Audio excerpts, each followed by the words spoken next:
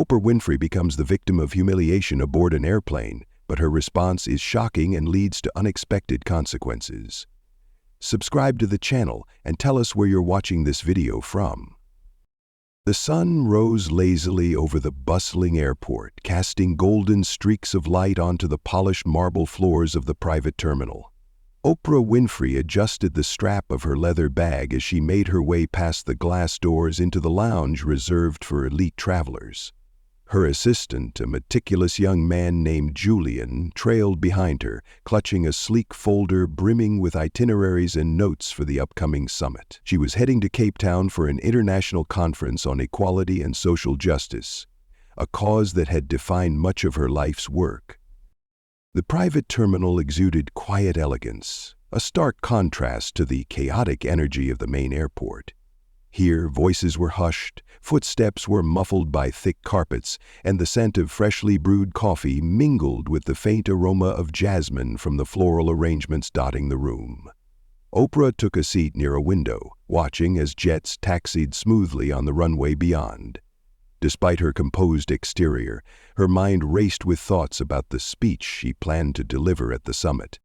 She opened her notebook, her favorite tool for capturing moments of inspiration, and began scribbling lines. Each word needed to resonate deeply, inspiring not only action but introspection.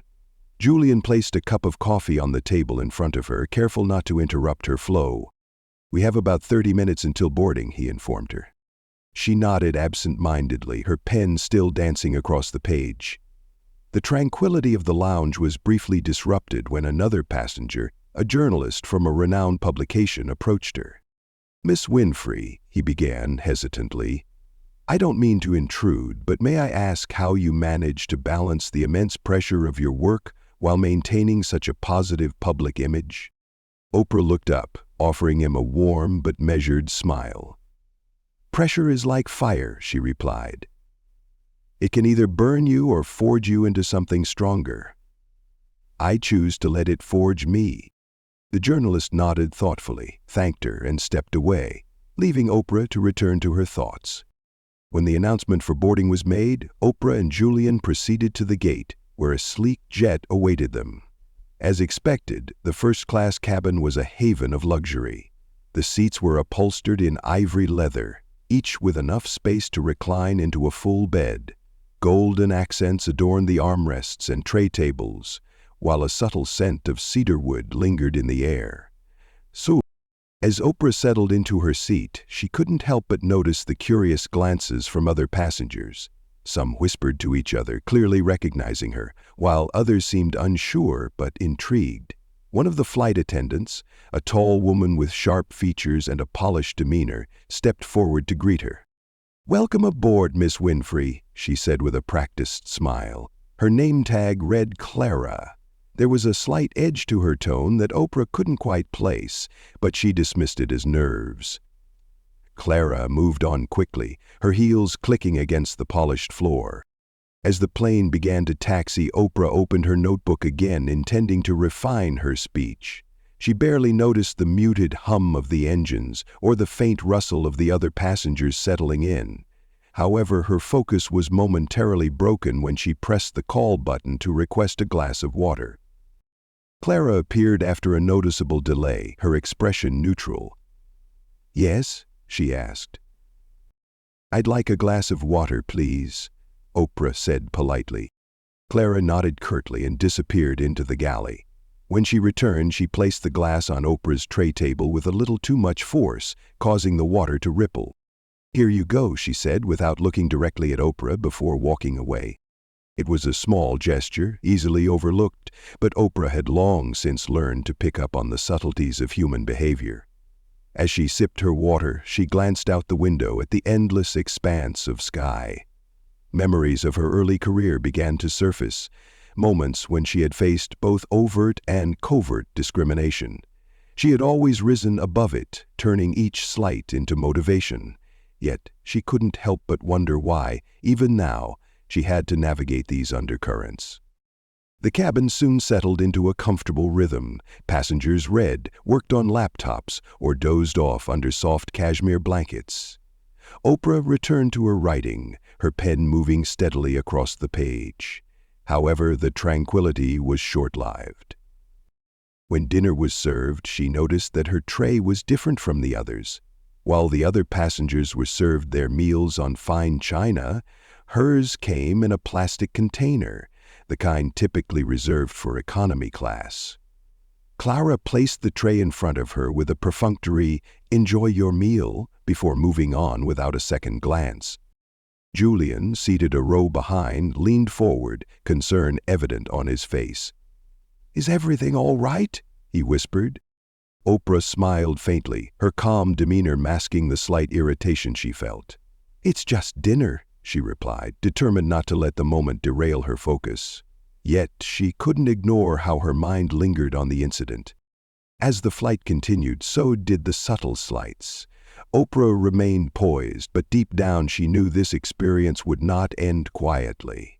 And indeed, the consequences of her response would be far greater than anyone could have anticipated. Golden accents adorned the armrests and tray tables, while a subtle scent of cedarwood lingered in the air. As Oprah settled into her seat, she couldn't help but notice the curious glances from the other passengers. Some whispered to each other, clearly recognizing her, while others seemed unsure, but intrigued. One of the flight attendants, a tall woman with sharp features and a polished demeanor, stepped forward to greet her. "Welcome aboard, Miss Winfrey," she said with a practiced smile. Her name tag read Clara.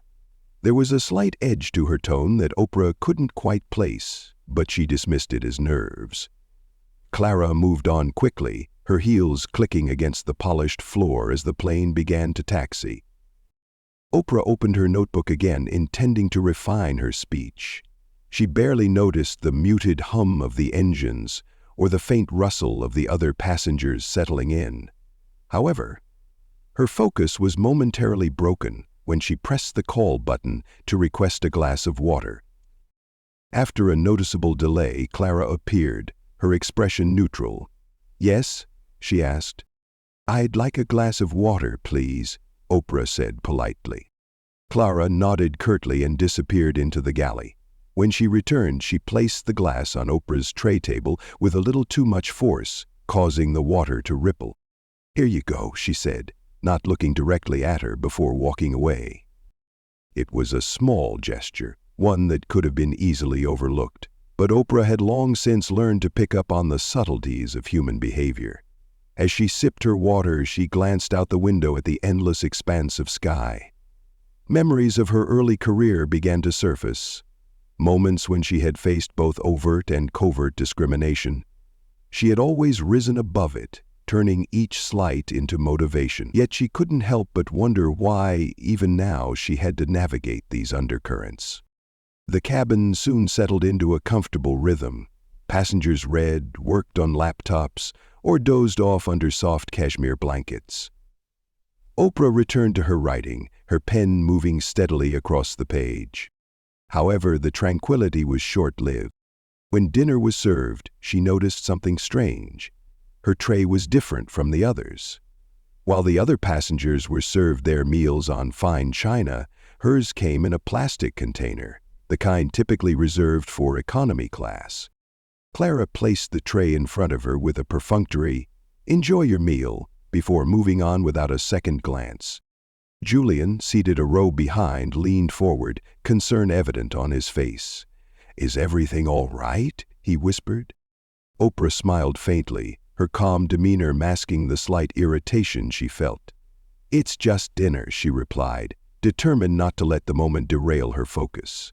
Yet, she couldn't ignore the way her mind lingered on the incident. As the plane reached cruising altitude, the passengers began to settle in for the long flight. A few struck up quiet conversations, including the elderly man seated across the aisle.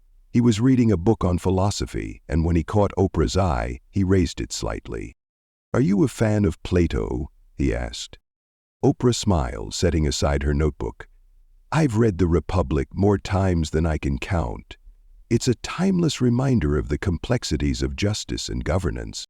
Their conversation flowed effortlessly, touching on themes of morality, leadership, and the power of influence. But even as she engaged with the man, Oprah couldn't shake the feeling of being scrutinized. She glanced toward the galley and noticed Clara watching her, the flight attendant's expression unreadable. By the time the cabin lights dimmed and passengers began to drift off to sleep, Oprah closed her notebook and reclined her seat. She told herself to let it go, to focus on the work that awaited her at the summit. Yet, as she closed her eyes, a faint unease lingered, like a shadow at the edge of her consciousness. It was just a flight, she thought. Just a flight. But something told her that this journey would be far from ordinary. The elderly man was reading a book on philosophy when he caught Oprah's eye. Raising it slightly, he asked, "Are you a fan of Plato?" Oprah smiled, setting aside her notebook. "I've read The Republic more times than I can count. It's a timeless reminder of the complexities of justice and governance." Their conversation flowed effortlessly, touching on themes of morality, leadership, and the power of influence. However, even as Oprah engaged with the man, she couldn't shake the feeling of being watched. She glanced toward the galley and noticed Clara staring at her. The flight attendant's expression was unreadable, but the intensity of her gaze lingered for a moment too long before she turned away. By the time the cabin lights dimmed and passengers began drifting off to sleep, Oprah closed her notebook and reclined her seat. She told herself to let it go, to focus on the work that awaited her at the summit. Yet, as she closed her eyes, a faint unease settled over her, like a shadow at the edge of her consciousness. "It's just a flight," she thought. "Just a flight." But something told her this journey would be far from ordinary. The cabin hummed with quiet activity as the flight settled into its long-haul rhythm. The gentle dimming of the lights signaled that dinner service had ended and most passengers were reclining in their seats, preparing for rest. Oprah, however, remained upright, her notebook still open on her lap. She tapped her pen against the blank page, her thoughts swirling. Though she appeared calm, the evening's events replayed in her mind: the dinner tray, Clara's dismissive attitude, the subtle hostility. It all felt deliberate. But why? She exhaled slowly, glancing around the cabin.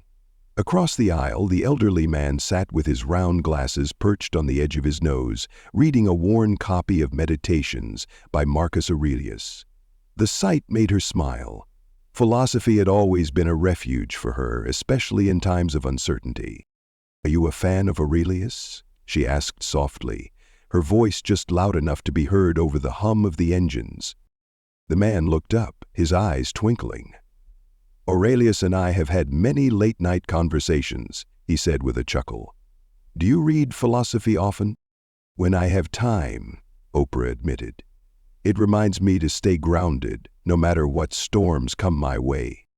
The man closed his book and leaned forward slightly. "Storms, you say? Do you foresee one on this flight?" It was a light-hearted question, but it struck a nerve. She shook her head, smiling faintly. "No storms, just a bit of turbulence." As if on cue, the seatbelt sign flickered on, and the captain's voice came over the intercom. "Ladies and gentlemen, we've encountered a patch of turbulence. Please return to your seats and fasten your seatbelts." The cabin stirred as passengers complied, pulling their seatbelts snug. The plane shuddered lightly, the familiar bump and sway rippling through its frame. A few passengers exchanged nervous glances, gripping their armrests. Sensing their unease, Oprah leaned slightly forward and addressed the man. "Turbulence is like life," she said calmly. "It's unsettling, yes, but it's also temporary. The plane is designed to withstand it, just as we're built to endure challenges." Her words, though simple, carried weight. The man nodded appreciatively, and a young woman seated a few rows ahead turned slightly, her expression softening. For a moment, the atmosphere in the cabin seemed lighter. Then Clara appeared. She emerged from the galley with a tray of drinks, moving briskly. She paused near Oprah's seat, her eyes narrowing slightly. "Ms. Winfrey, she said, her tone clipped. "We ask that passengers refrain from addressing others during turbulence. It can create unnecessary distractions." The suddenness of the remark caught Oprah off guard. Around her, passengers exchanged confused glances. The elderly man frowned. "She wasn't distracting anyone," he said firmly. A few murmurs spread through the cabin. A woman 2 rows ahead turned slightly, raising an eyebrow at Clara's tone. Oprah met Clara's gaze, her expression calm but questioning. "I wasn't aware that quiet conversation during turbulence was against the rules," she said evenly. Clara's lips tightened. "The crew is responsible for maintaining order in the cabin," she responded curtly. Oprah held her gaze for a moment before nodding slowly. "Of course. I'll be mindful." Clara hesitated, as if expecting more resistance, then turned on her heel and disappeared into the galley. The elderly man across the aisle shook his head. "Unbelievable," he muttered. "She's clearly targeting you." Oprah offered him a faint smile but said nothing. Inside, her mind raced. She had faced prejudice before, in countless forms, from countless people. She knew how to navigate it, how to rise above it. But something about Clara's behavior felt different. It wasn't just personal. It was calculated. As the turbulence subsided and the seatbelt sign clicked off, the cabin began to relax once more. Some passengers returned to their books and movies, while others closed their eyes, hoping to drift into sleep. But Oprah remained alert. Her instincts told her Clara's actions were part of something bigger, something she had yet to understand. She glanced toward the galley and caught a snippet of conversation. Clara was speaking in hushed tones to another flight attendant, her voice low but tense. She couldn't make out every word, but certain phrases stood out. "Wasn't supposed to be here. These could escalate. Just follow the plan." Oprah's pulse quickened. Whatever was happening, it was more than just unprofessional behavior. It was personal, and it was only the beginning. Firmly, he stated. "In fact, I'd say she was doing quite the opposite." Clara's lips tightened into a thin line. "The crew is responsible for maintaining order in the cabin," she said curtly. "Please focus on your own comfort." Oprah met Clara's gaze, her own expression calm but steady. "I wasn't aware that words of reassurance constituted a disruption," she said evenly. "But if it's an issue, I'll remain quiet." Clara didn't respond. Instead, she turned on her heel and disappeared back into the galley. The tension she left in her wake was palpable. The man across the aisle shook his head in disbelief. "Unbelievable," he muttered. "She's clearly targeting you." Oprah offered him a faint smile, but inside her thoughts churned. She had faced prejudice before, in countless forms and from countless people. She knew how to navigate it, how to rise above it. But something about Clara's behavior felt different. It wasn't just personal. It was calculated. As the turbulence subsided and the seatbelt sign clicked off, the cabin began to relax once more. Some passengers returned to their books and movies, while others closed their eyes, hoping to drift into sleep. But Oprah remained alert. Her instincts told her Clara's actions were part of a larger narrative, one she had yet to uncover. Her suspicions deepened when she caught a snippet of conversation near the galley. Clara was speaking in hushed tones to another flight attendant, her voice low but tense. Oprah couldn't make out every word, but certain phrases stood out. Added, "Why is she here? This isn't what we agreed on." The other attendant glanced toward the cabin, his expression uneasy. Oprah leaned back in her seat, her mind racing. What wasn't she supposed to hear, and why was her presence on this flight causing such a stir? She glanced at Julian, seated a row behind her. He was typing on his laptop, blissfully unaware of the undercurrents swirling around them. Just as she was about to reach for her notebook, a folded piece of paper appeared on her tray table. She looked up to see a young woman, a fellow passenger, standing beside her. The woman appeared to be in her late 20s, with dark curly hair and an air of quiet determination. "I thought you should see this," she whispered, before quickly returning to her seat. Oprah unfolded the note, her heart skipping a beat as she read the words scrawled in neat handwriting. "Be careful, I heard them talking about you. Something's not right." Her grip on the paper tightened. She glanced toward the galley where Clara stood with her back to the cabin, speaking into a handset. Her posture was stiff, her movements deliberate. Oprah's pulse quickened. Whatever was happening, it was more than just unprofessional behavior. It was personal. The plane shuddered again, though this time it had nothing to do with turbulence. Oprah felt the shift in the air, the unspoken tension that now crackled between her and Clara. She folded the note and slipped it into her notebook, her resolve hardening. If Claire thought she could intimidate her into silence, she was mistaken. Oprah had faced bigger battles than this, and she was ready for whatever came next. If Clara thought she could intimidate her into silence, she was mistaken. Oprah Winfrey had faced bigger storms than this. But as she sat back and closed her eyes, she couldn't shake the feeling that this flight was only the beginning of something far larger and far more dangerous than she had anticipated. The low hum of the engines filled the cabin, a steady reminder of the journey underway. Oprah sat motionless in her seat, her fingers tracing the edges of the folded note that now rested in her lap. The warning it contained echoed in her mind, pulling her thoughts in every direction. "Be careful, I heard them talking about you. Something's not right." From her peripheral vision, she caught a glimpse of Clara moving through the cabin. The flight attendant's demeanor was more rigid than before, her professional mask barely concealing the tension etched across her face. Oprah shifted slightly, angling her body to observe without drawing attention to herself. She watched as Clara paused near the galley, speaking in hushed tones to another member of the crew. The words were too faint to make out entirely, but certain fragments slipped through the veil of ambient noise. "She wasn't supposed to be here. This could blow everything." The other attendant, a younger man with an uneasy expression, glanced toward the first-class cabin, his gaze briefly locked onto Oprah before darting away. Oprah's pulse quickened. Her instincts were rarely wrong, and right now they were screaming at her to stay vigilant. She leaned back in her seat, letting her body relax while her mind remained alert. The behavior she'd witnessed so far was more than a matter of poor customer service. It felt orchestrated, deliberate. But why? And by whom? As the cabin lights dimmed further, signaling the start of the night cycle, most passengers began settling into their seats. A few had already drifted off, their heads resting against plush pillows, while others donned sleep masks and reclined fully. Across the aisle, the elderly man she had spoken with earlier gave Oprah a reassuring nod before closing his book and adjusting his blanket.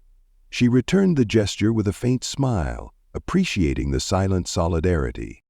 But sleep was the last thing on her mind. Moments later, Julian, her assistant, approached her seat, his tablet in hand. He leaned in close, his voice barely above a whisper. "Everything okay?" he asked, concern evident in his tone. "You've been quiet since dinner." Oprah glanced toward the galley, where Clara had now disappeared. "I'm fine," she replied, though the crease in her brow betrayed her unease. "But something feels off." Julian's expression shifted, his usual calm demeanor giving way to a flicker of apprehension. "You think it's about the flight, or about you?" Oprah hesitated, then shook her head. "I don't know yet, but keep an eye out, and if you notice anything unusual, let me know immediately." Julian nodded and returned to his seat, leaving Oprah to her thoughts. She unfolded the note again, studying the handwriting. It was neat, deliberate, written by someone who had taken care to make their message clear. Her gaze shifted to the young woman who had delivered it, seated a few rows ahead. The woman was typing furiously on her laptop, her brows knit in concentration. Whatever she had overheard, it had been enough to compel her to reach out, risking potential confrontation in the process. Oprah's musings were interrupted by the soft chime of the intercom. "Ladies and gentlemen, this is your captain speaking. We've entered a stretch of clear skies, so feel free to..." The voice trailed off in Oprah's mind as her focus remained on the note, Clara's tense body language, and the unease that lingered in her chest. Something wasn't right, and she was determined to find out what. The captain's voice crackled through the intercom. "Ladies and gentlemen, this is your captain speaking. We've entered a stretch of clear skies, so feel free to move about the cabin if needed. We'll be dimming the lights for those who wish to rest. Thank you for your cooperation." A faint shuffling followed the announcement as a few passengers adjusted their seats or rose to stretch their legs. Some settled in for the night, their movements slow and groggy. Oprah remained seated, her sharp eyes scanning the dimly lit cabin. Across the aisle, the elderly man was fast asleep, his book now lying closed on the tray table. Julian was engrossed in his tablet, his fingers moving swiftly across the screen. Everything appeared normal, yet the unease in Oprah's chest refused to dissipate. She decided to act. Rising from her seat, she made her way toward the galley. Her steps were deliberate but unhurried, her posture composed as if she were simply stretching her legs. The curtain separating the galley from the first-class cabin was partially drawn, allowing her a glimpse inside. Clara stood with her back turned, speaking into a handset, her voice hushed but firm. Oprah paused just beyond the curtain, careful not to make a sound. "I told you this wasn't part of the plan," Clara said, her voice sharp but controlled. "If anyone finds out, it's not just my job on the line. This could escalate." A pause.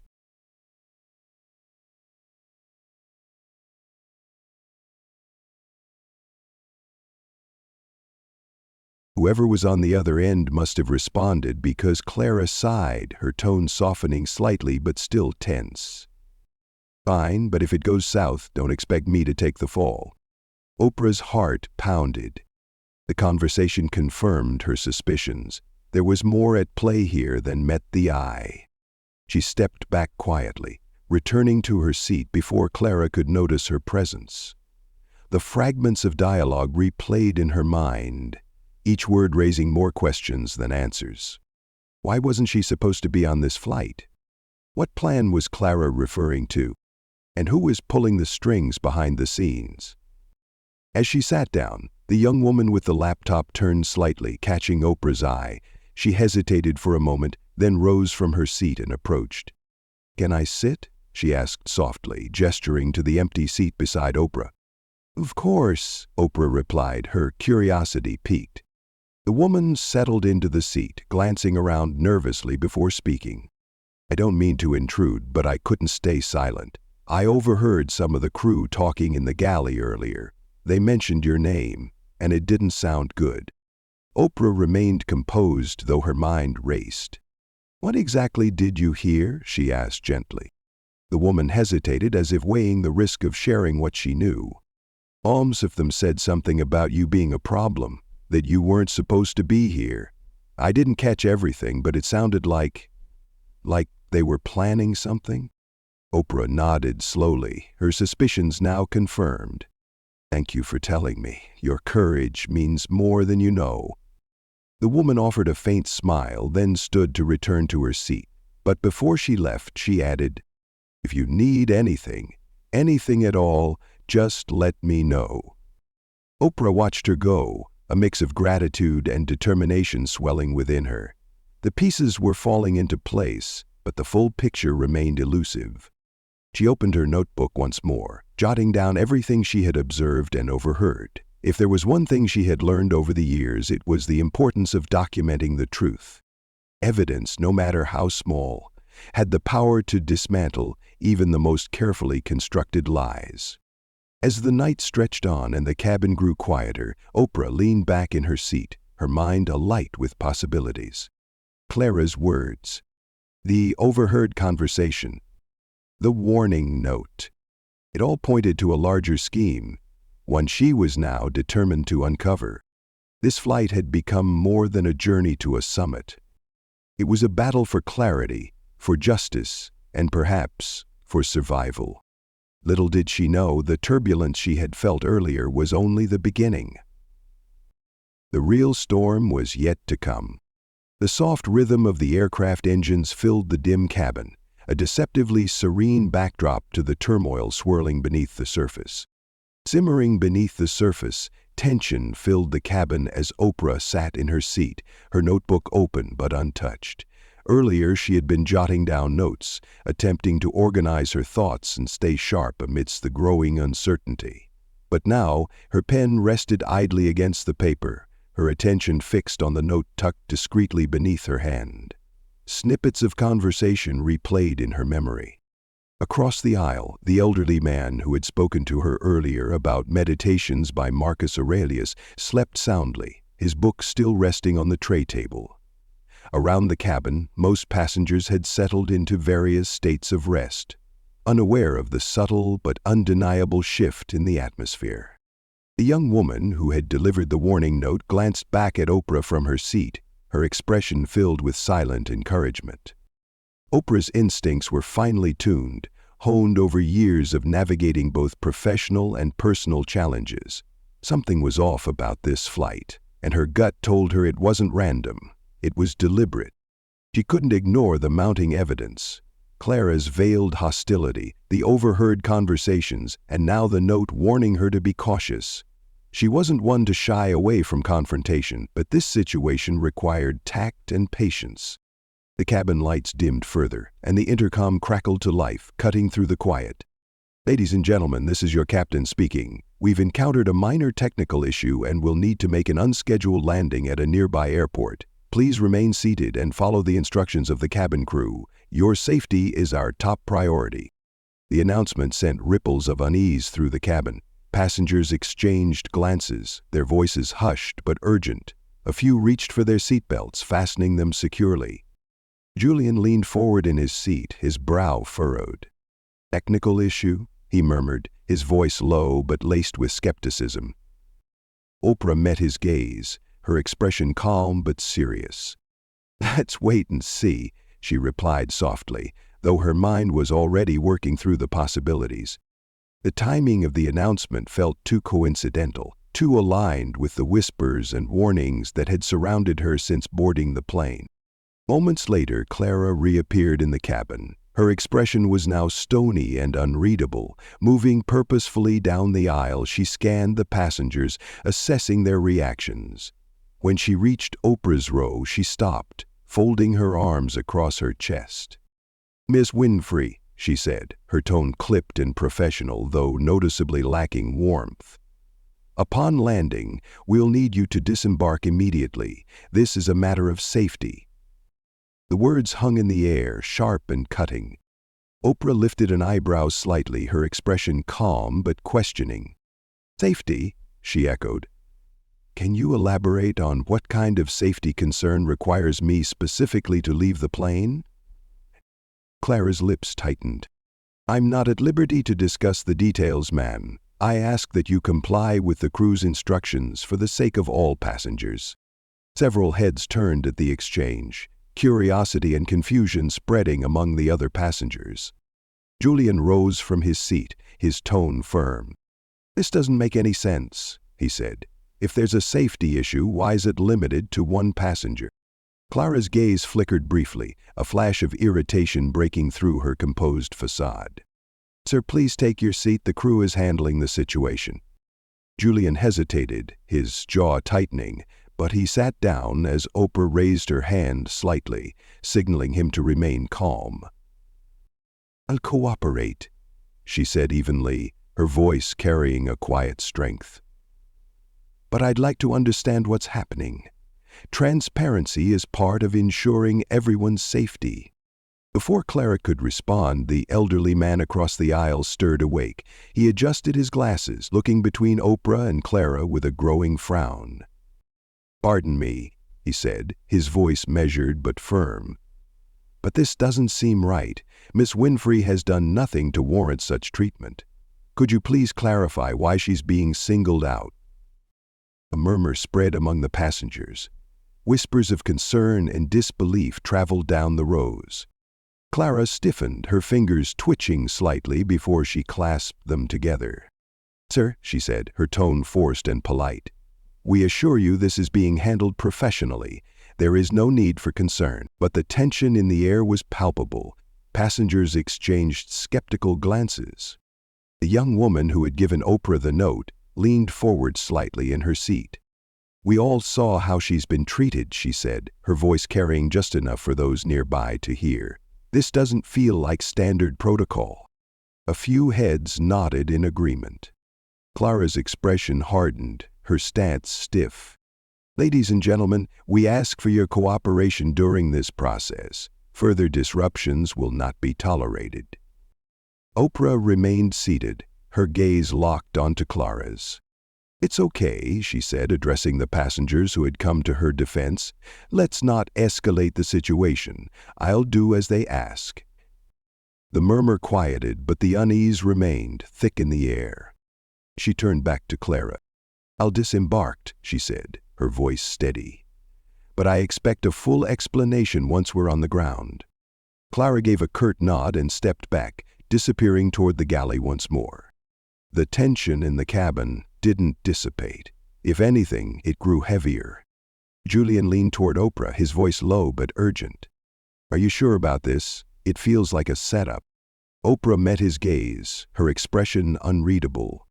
"I'm sure," she said. "The truth always reveals itself. We just have to let it." The plane began its descent, the hum of the engines deepening as it approached the runway. Oprah closed her notebook and placed it in her bag, her movements deliberate. She glanced out the window at the dark expanse below, her own reflection staring back at her, calm, composed, and ready. Whatever was happening, she was prepared to face it. Clara stiffened, her gaze darting to the other passengers, many of whom were now watching closely. "Sir, we're acting in accordance with protocol," she said, her tone strained. "Please trust that we have the situation under control." "Protocol?" the elderly man repeated, his voice carrying a note of disbelief. "I've been flying for decades and I've never seen protocol like this." Murmurs spread through the cabin as passengers exchanged uneasy glances and whispers. The young woman who had warned Oprah earlier leaned forward, her voice low but insistent. "This isn't right," she said, addressing the passengers around her. "We all saw how she's been treated since the start of the flight." Clara's composure faltered for a moment, her jaw clenching as she scanned the growing dissent among the passengers. "Ladies and gentlemen," she said sharply, her voice laced with frustration, "we ask for your cooperation during this process. Further disruptions will not be tolerated." Oprah held up a hand, her voice cutting through the tension with calm authority. "It's okay," she said, addressing those who had come to her defense. "Let's not escalate the situation. I'll do as they ask." The murmurs quieted, though the unease in the cabin lingered like a heavy fog. Turning her attention back to Clara, Oprah met her gaze, steady and unwavering.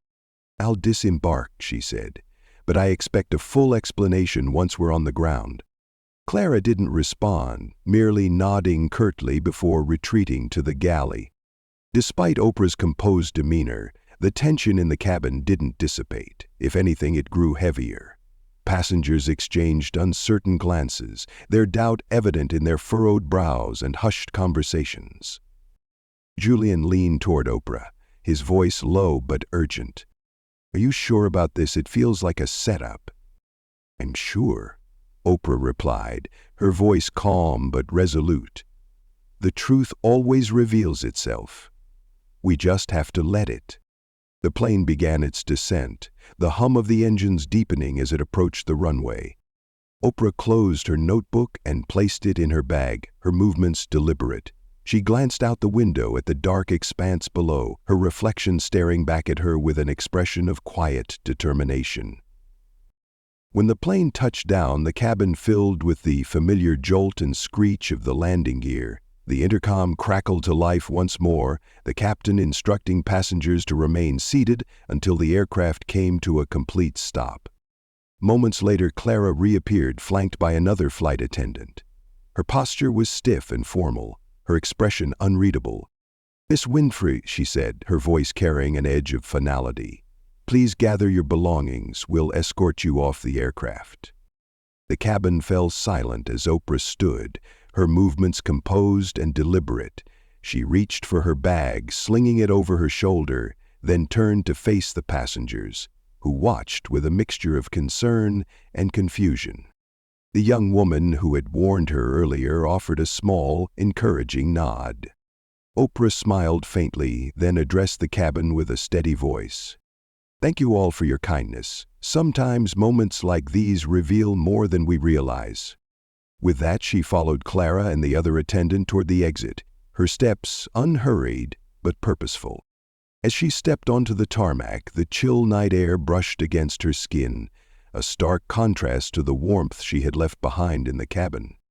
The airport was small and dimly lit, its surroundings shrouded in darkness. Oprah glanced back briefly, the sight of the plane's illuminated windows etched into her memory. The storm she had sensed earlier was no longer on the horizon, it was here, and she was ready to face it head-on. The cold air bit at Oprah's skin as she stood on the isolated tarmac, her bag slung over one shoulder, her thoughts racing. The glow from the aircraft's windows behind her seemed distant now, its hum fading into silence. Around her, the stark stillness of the small regional airport felt almost oppressive. The faint buzz of crickets filled the void, punctuated only by the occasional rustle of wind against the low-hanging trees nearby. She took a steadying breath, adjusting the strap of her bag. Her composure remained intact, her face betraying no hint of the turmoil brewing inside. Yet she knew something wasn't right. This wasn't just an overreaction by a hostile flight attendant. It was calculated, deliberate, and the timing of the emergency landing only deepened her suspicions. Ahead, the terminal building was dimly lit, its windows dark and dusty. A single airport employee, wearing a fluorescent vest, emerged from the doorway. His expression was a mix of curiosity and wariness as he approached, his hands shoved into his pockets to ward off the chill. "Miss Winfrey?" he asked, his voice carrying an air of uncertainty. "That's me," Oprah replied, her tone polite but firm. "I was told I needed to disembark. Can you explain what's going on?" The man shifted uncomfortably, glancing back toward the building as if expecting someone else to appear. "I'm not sure, ma'am. I just got word that your flight had to make an unscheduled stop. They didn't give me much information beyond that." Oprah nodded, her expression unreadable. She had faced enough situations like this to know when someone was out of their depth. "Thank you," she said, her voice steady. "I'll wait inside." As she made her way toward the terminal, she glanced back at the plane one last time. Through the small windows, she could see movement. Passengers shifting in their seats, their faces illuminated by the dim cabin lights. Some were watching her, their expressions a mix of concern and confusion. Julian was among them, his gaze following her until she disappeared into the building.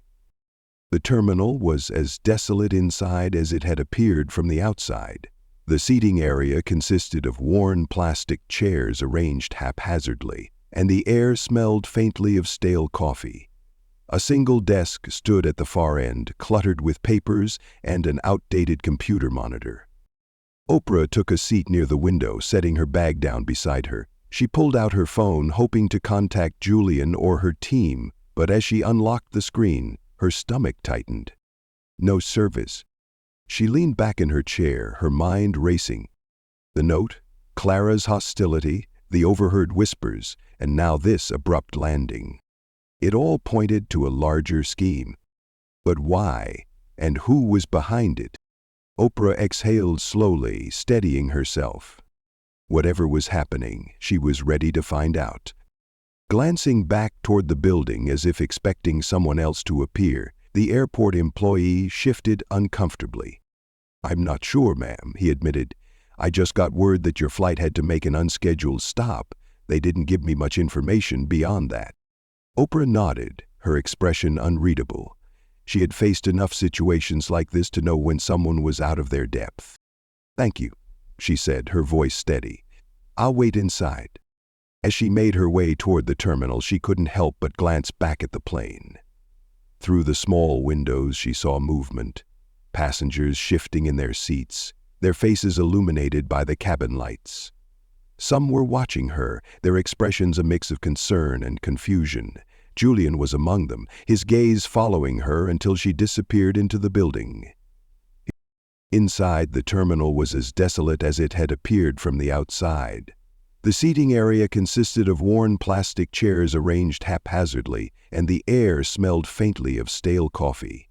A single desk stood at the far end, cluttered with papers and an outdated computer monitor. Oprah took a seat near the window, setting her bag down beside her.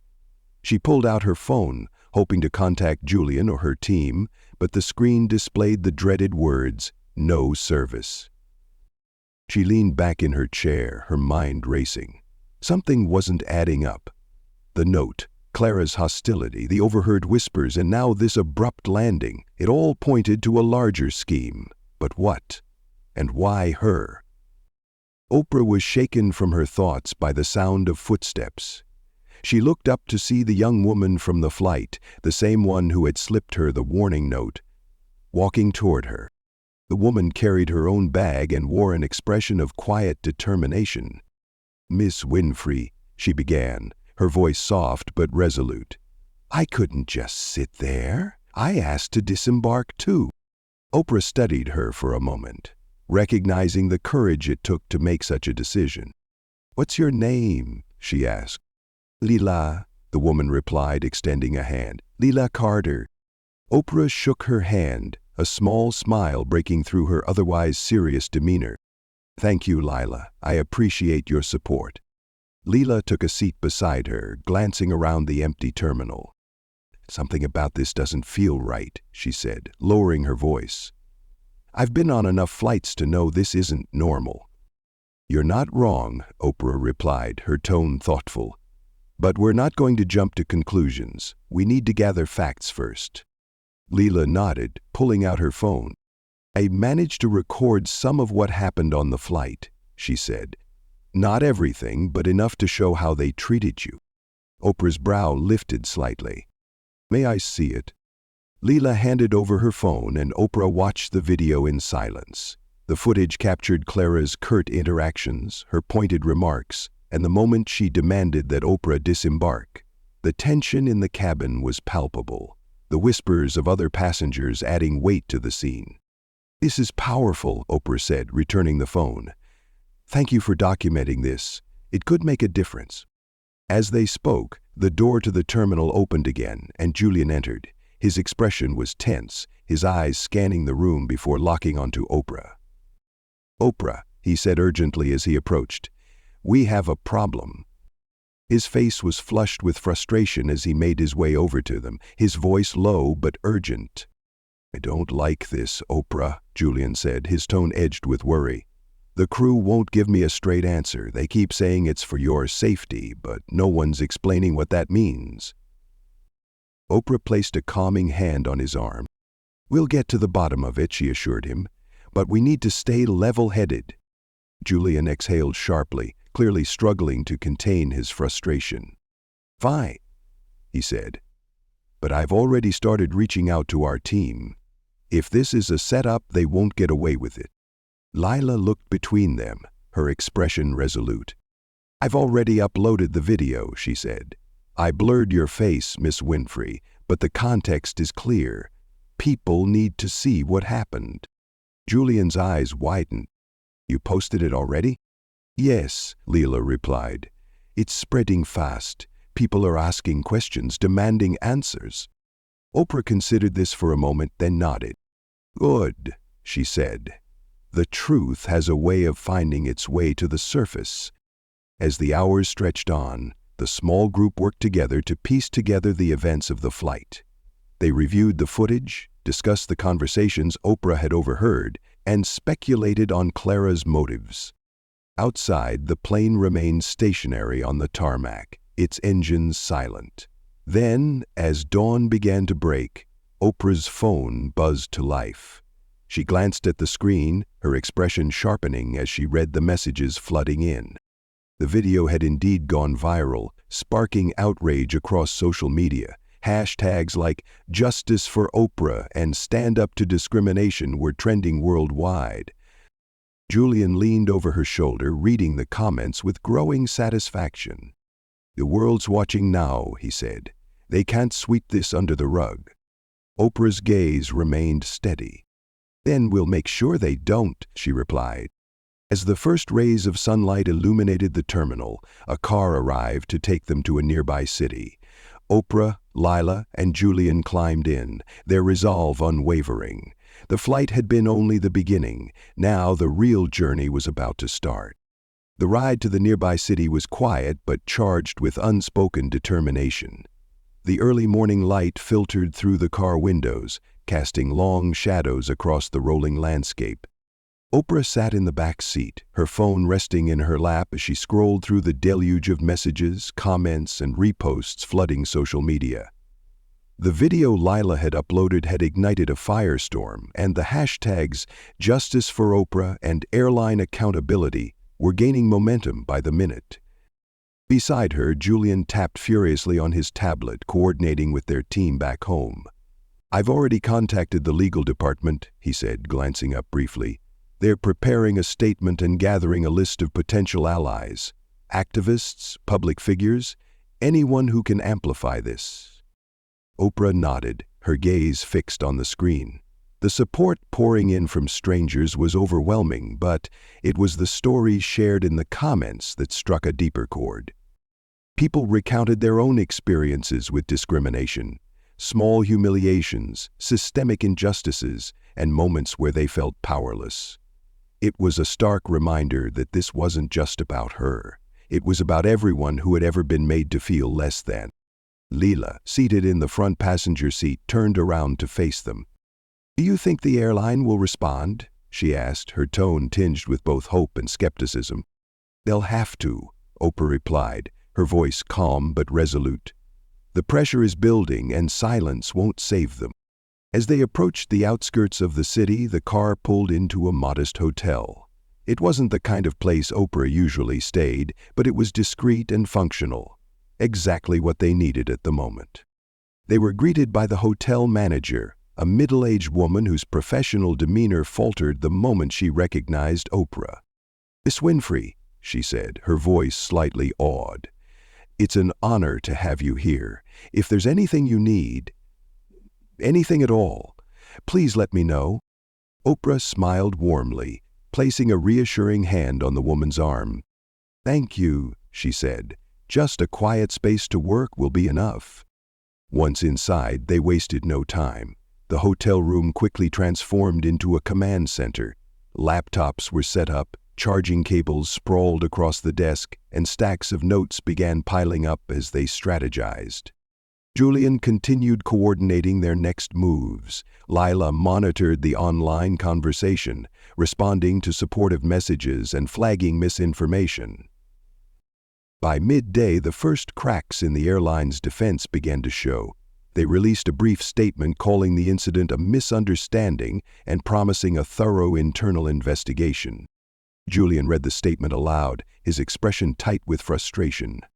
"They're trying to downplay it," he said. "Typical damage control. They'll investigate themselves and find no wrongdoing." Oprah leaned back in her chair, thoughtful but unwavering. "They're betting on this blowing over," she said, "but we won't let it." Lila nodded, determination in her eyes. "We keep the pressure on," and with that, their fight had only just begun. The hotel manager, a middle-aged woman, shifted from professional detachment to awe as she realized who had just walked through the door. "Miss Winfrey," the manager said, her voice faltering slightly, "it's an honor to have you here. If there's anything you need, anything at all, please let me know." Oprah smiled warmly, placing a reassuring hand on the woman's arm. "Thank you. Just a quiet space to work will be enough." Once inside the room, Oprah and Julian quickly set up an impromptu command center. The small desk was soon cluttered with laptops, charging cables, and stacks of papers as they sifted through the growing wave of information. Lila joined them, her laptop open as she monitored the spread of the video and the reactions it was generating. Hours passed in a blur of activity. Calls were made, interviews were scheduled, and a strategy began to take shape. Julian arranged for a press conference later that day, ensuring that the location was secure and accessible to major media outlets. Lila continued to manage the online conversation, responding to supportive messages and flagging misinformation. By midday, the first cracks in the airline's facade began to show. A brief statement was released on their social media accounts, describing the incident as a misunderstanding and promising a thorough internal investigation. The statement was met with immediate backlash, with thousands of comments accusing the airline of minimizing the severity of the situation. "They're trying to downplay it," Julian said, his tone laced with frustration. "Typical damage control. They'll investigate themselves and find no wrongdoing." Oprah leaned back in her chair, her expression thoughtful. "They're betting on this blowing over," she said, "but we won't let it." The press conference was held in a small but well-equipped venue in the city center. A podium was set up at the front of the room, flanked by rows of chairs that quickly filled with journalists, activists, and supporters. Cameras were positioned strategically, their lenses trained on the stage, ready to capture every word. Oprah stepped onto the podium with her signature poise, the room falling silent as she took her place. She began by recounting the events of the flight, her voice measured but filled with conviction. She described the moments of hostility, the abrupt emergency landing, and the lack of clarity or accountability from the airline. "This is not just about one person or one flight," she said, her gaze sweeping across the room. "This is about a pattern, a culture that allows discrimination to persist unchecked. It's about power being wielded irresponsibly, about systems that fail to protect the dignity and humanity of all people." Her words resonated deeply, the room breaking into applause as she concluded her statement. Journalists fired off questions, and Oprah answered each one with clarity and purpose. She emphasized the need for systemic change, not just temporary fixes. The world was watching, and this time she wouldn't let them turn away.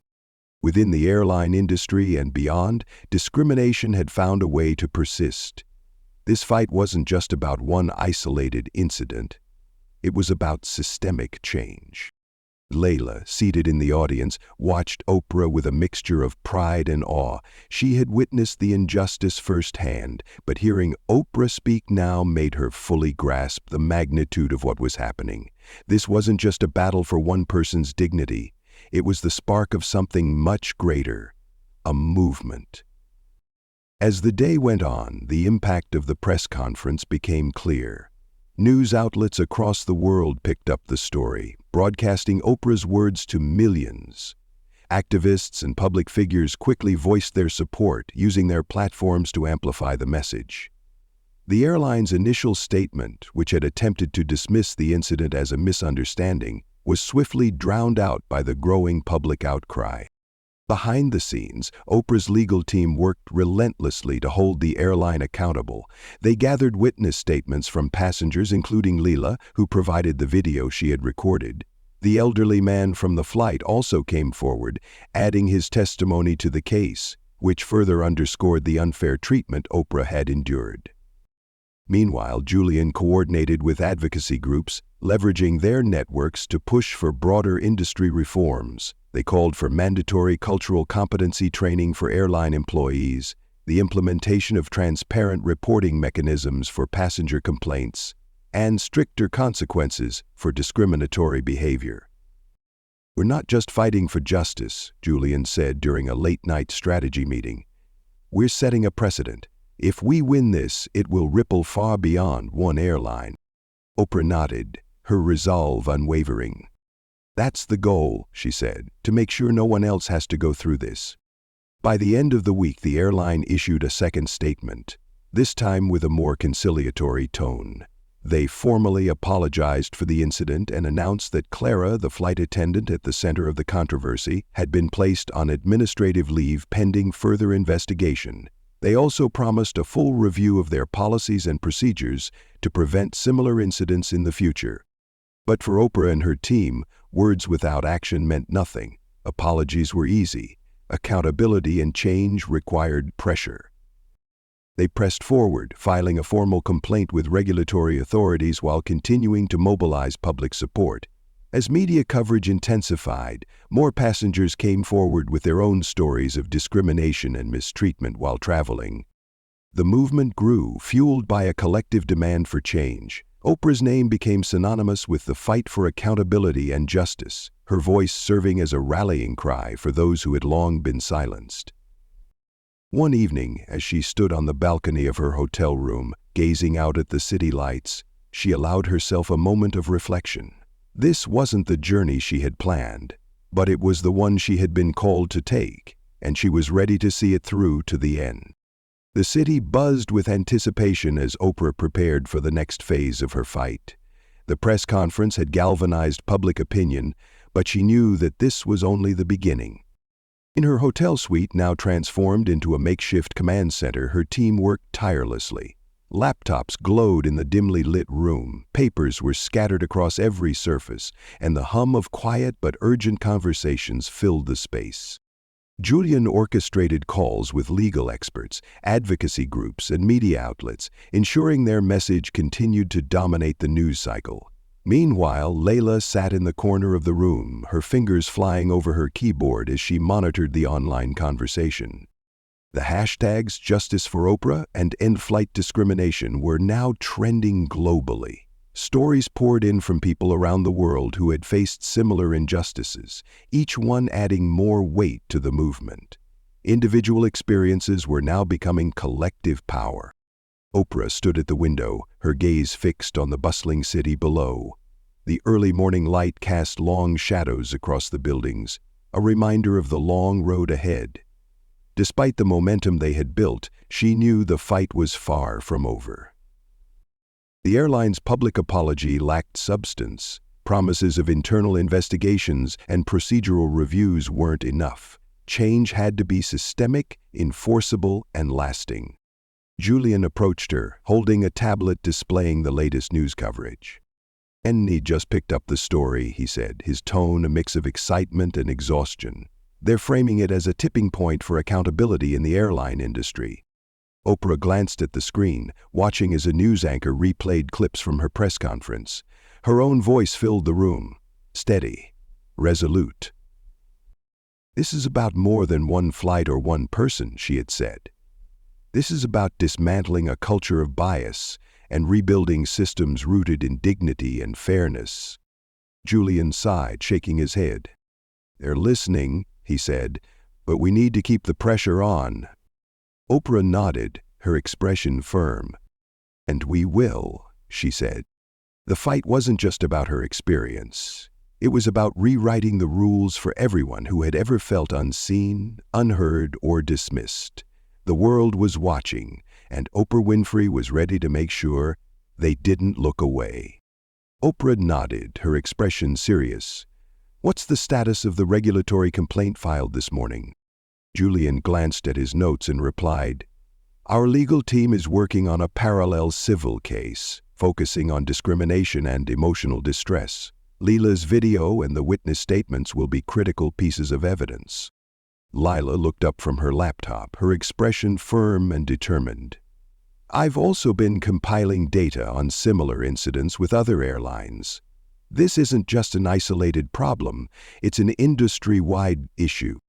Oprah turned to face them, her voice resolute. "Good. We're not just fighting for justice on this flight. We're pushing for reforms that will protect every passenger moving forward." Later that day, Oprah held a private meeting with leaders from several advocacy organizations. They gathered in a conference room at the hotel, a diverse group united by their commitment to equality and systemic change. Among them were representatives from human rights groups, travel advocacy networks, and community organizations working to combat discrimination in various industries. Oprah opened the meeting with heartfelt acknowledgement of their efforts. "This isn't a fight I can win alone," she said, her voice filled with gratitude. "Your expertise, your voices, and your networks will turn this moment into a movement." The discussion was intense and focused. Together they outlined a set of concrete demands for the airline industry, including mandatory anti-bias training for all airline staff, independent oversight for passenger complaints, and transparent accountability measures for incidents of discrimination. One representative, a travel rights advocate named Marcus, emphasized the importance of public education. "Most passengers don't even know their rights," he said. We need to empower people with knowledge so they can stand up for themselves." Oprah nodded in agreement. Education is key, but so is creating mechanisms that make it easier for people to report issues without fear of retaliation. By the end of the meeting, the group had crafted a detailed action plan which they agreed to present at an upcoming industry summit. As the advocates dispersed, Oprah felt a renewed sense of purpose. Their collective energy was a powerful force for change, and she was determined to see it through. The next morning, Oprah's team released a comprehensive statement outlining their demands and announcing the launch of a new initiative, Flight Without Limits. The program aimed to address systemic issues within the airline industry while providing resources and support for passengers who had experienced discrimination. The response was immediate. Media outlets extensively covered the announcement, and support poured in from around the world. Celebrities, politicians, and activists joined the conversation, amplifying the message and calling for accountability.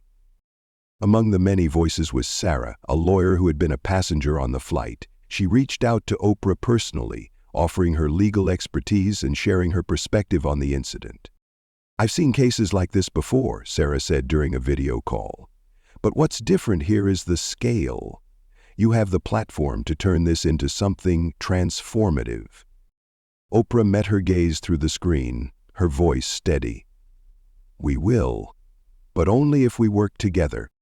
As the days turned into weeks, the movement continued to gain momentum.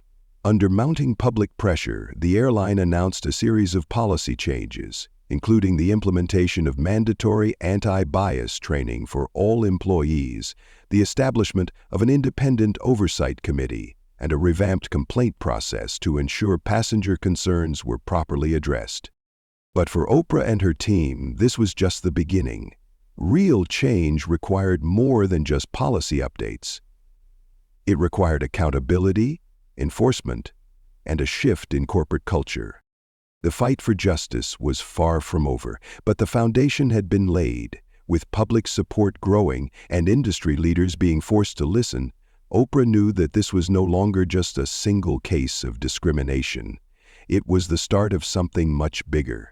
A movement that would redefine fairness, dignity, and equality in air travel and beyond. The establishment of an independent oversight committee was a step in the right direction. However, these measures were met with skepticism from advocates who demanded proof of their effectiveness. Many feared that without real enforcement, these changes would be nothing more than empty promises. Oprah remained steadfast in her approach, using every platform available to amplify the voices of those affected. She appeared on major talk shows, participated in town hall discussions, and engaged directly with the public through social media.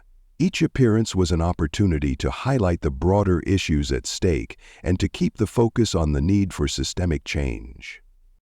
Meanwhile, the regulatory complaint filed against the airline advanced through the proper channels, drawing attention from government officials and industry leaders. Hearings were scheduled, and Oprah's team prepared to present their case with the same precision and passion that had defined their efforts so far.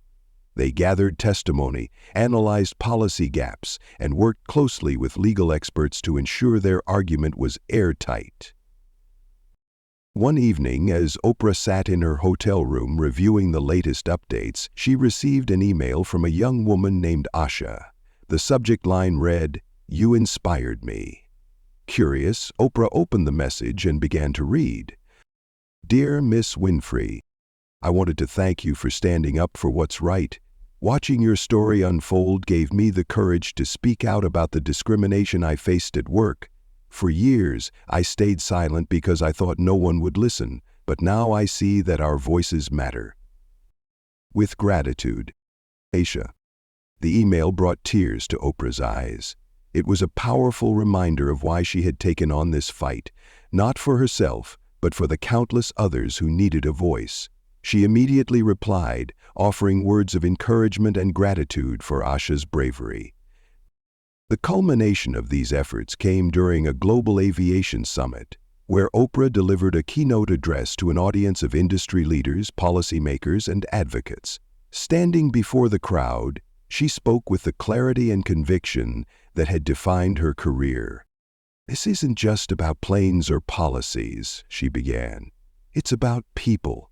It's about creating a world where everyone is treated with dignity, no matter where they're from or where they're going. We have the power to make that world a reality. But only if we choose to act."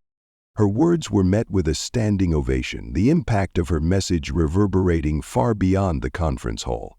The speech was broadcast globally, sparking conversations about equity, fairness, and accountability. In the months that followed, Flight Without Limits became a cornerstone of the movement for equality in the airline industry. The initiative expanded beyond aviation, forming partnerships with other sectors to address discrimination in hospitality, transportation, and beyond. Oprah's work inspired similar efforts worldwide, turning what had been a personal ordeal into a catalyst for global change. As she stood on the balcony of her home one evening, looking out at the city lights, Oprah reflected on the journey that had brought her here. The fight had been grueling, but it had also been transformative. She had turned adversity into opportunity, using her platform to amplify the voices of those who had long been ignored. "This is just the beginning," she said softly, her gaze fixed on the horizon. "The sky has no limits." With that, she stepped back inside, ready to continue the work that would change the world. Oprah Winfrey's experience teaches us invaluable lessons about resilience, integrity, and the power of using one's voice. In life, we will all face adversity, sometimes in subtle ways and other times in moments of direct confrontation. But how we choose to respond defines us. Oprah's grace under pressure and unwavering commitment to justice remind us that setbacks can become stepping stones if approached with wisdom and determination. Standing up against discrimination isn't just about personal vindication. It's about paving the way for others who may not have the same platform. Her story encourages us to seek truth, demand accountability, and advocate for systemic change. No matter the obstacles, we must remember, strength comes not from avoiding challenges but from facing them head-on with purpose and conviction. Thank you for watching. If this story resonated with you, don't forget to like and share it with someone who might need a little inspiration today. Subscribe to our channel so you never miss a new story. And check out our other videos for more powerful and thought-provoking content. Together we can keep these important conversations alive.